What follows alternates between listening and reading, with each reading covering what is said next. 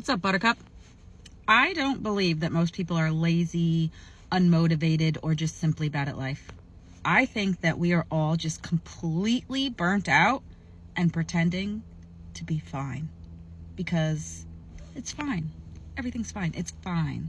But burnout has somehow become this thing that we only talk about in relation to your work. It only counts if you hate your job or if you're working too many hours. But burnout isn't just about your place of employment. Burnout is what happens when life never lets your nervous system fully shut off. And right now, that's most of us. Adults are stressed about money, time, parenting, health, productivity, even rest. And kids, well, they're overscheduled, they're overstimulated, they're constantly expected to perform, and they're rarely allowed to just exist. And I see this every day in the classroom. We have kids who physically cannot sit still for 2 minutes without doing something, not because they're being disrespectful or defiant, but because their nervous systems are constantly activated.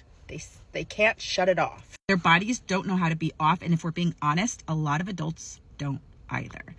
If being still makes you feel anxious, or if resting makes you feel guilty, if you don't know how to sit without reaching for your phone, that's not a personality trait.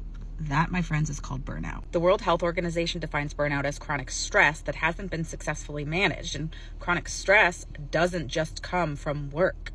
It comes from something called pace.